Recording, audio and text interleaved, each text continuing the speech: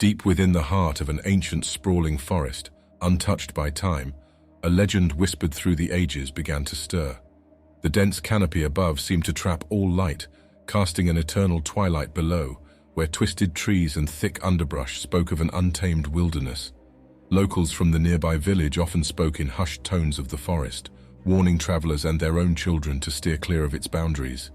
Tales of a slumbering creature, ancient as the forest itself, were passed down from generation to generation, a warning cloaked in the guise of a bedtime story.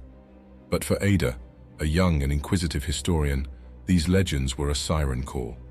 Drawn to the mysteries of the past, she found herself standing at the forest's edge, the air heavy with the scent of moss and damp earth. Her heart pounded with a mix of fear and excitement as she stepped into the shadowy realm. As Ada ventured deeper, the forest seemed to close in around her. The path, barely visible under the intertwining roots and fallen leaves, twisted and turned as if leading her to a place lost in time. A sense of foreboding grew with each step, yet her curiosity pushed her onward. Suddenly, a low rumble echoed through the trees, sending a shiver down her spine. It was an unnatural sound, like the earth itself groaning in protest.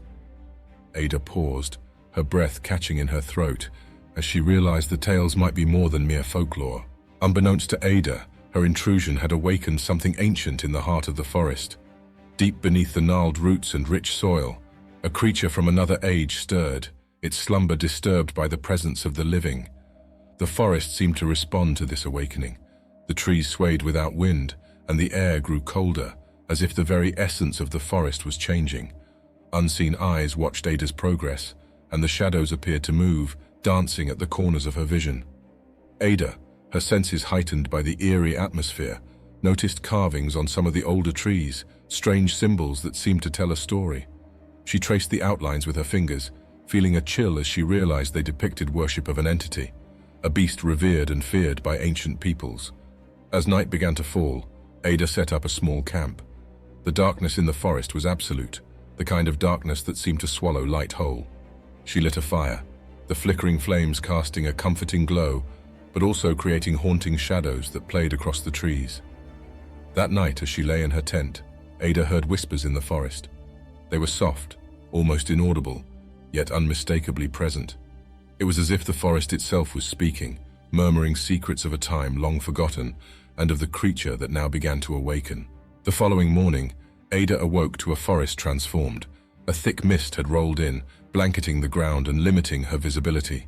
The air was still, as if the forest itself was holding its breath, waiting for something to unfold.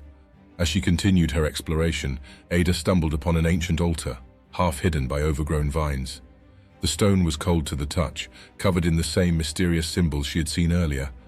In the center of the altar lay a perfectly preserved skeleton of an unknown creature, its bones arranged in a ceremonial fashion. Ada's discovery seemed to be a key, unlocking further secrets of the forest. Pathways opened where there were none before, leading her deeper into the heart of the woods. The trees grew taller, their branches intertwining overhead, creating a canopy that blocked out the sky. It was in this deeper part of the forest that Ada encountered the first sign of the beast. Massive footprints, unlike any animal she knew, were imprinted in the soft earth. The size and shape of the prints filled her with both awe and fear, as they suggested a creature of immense size and power. That evening, as Ada sat pondering her findings, the forest around her came alive with a low, haunting melody. It was a sound that seemed both beautiful and sad, resonating with an ancient sorrow. Ada felt an inexplicable connection to the melody, as if it were communicating directly to her soul. As Ada ventured further, she found herself in a clearing where the trees seemed to form a natural amphitheater. Here, the melody grew louder, its source still a mystery, enveloping her in its haunting tune. In the center of the clearing stood a colossal tree, its trunk wide and gnarled, its roots delving deep into the earth. Carved into the bark were symbols that Ada recognized as a language long forgotten by the world, yet somehow familiar to her. Ada approached the tree, drawn by a force she couldn't explain. As she touched the carvings, her mind was flooded with visions. She saw the beast, majestic and powerful, revered by ancient civilizations as a guardian of the forest. The visions revealed a tragic tale. The beast, once a protector, had been betrayed and bound by those it trusted. Its essence was tied to the tree, the heart of the forest, causing it to fall into a deep slumber, its presence all but forgotten.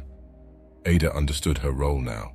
She was chosen to awaken the beast, to restore the balance of the forest. She felt a surge of determination, knowing that the path ahead would be fraught with challenges, but necessary to heal the wounded heart of the woods. In the heart of the forest under the ancient tree, Ada began the ritual to awaken the beast. She chanted the words from her visions, her voice echoing through the trees, blending with the haunting melody that had guided her here. The ground trembled, and the air thrummed with energy. The carvings on the tree glowed with a soft light, pulsating in rhythm with Ada's chant. The forest seemed to hold its breath, waiting for the moment of awakening. Suddenly the melody ceased, replaced by a deep, resonant roar that shook the leaves and the very soul of the forest. The beast, a magnificent creature with shimmering scales and wise, ancient eyes, emerged from the tree. The beast gazed at Ada, a silent understanding passing between them. It stretched its wings, long dormant, and let out a triumphant cry that reverberated through the forest, breaking the centuries-old spell that had bound it. The forest transformed, the once foreboding trees now alive with vibrant colors and sounds. The beast, now free, became the guardian once more, and Ada, forever changed by her journey, knew that she had restored the balance of the forest.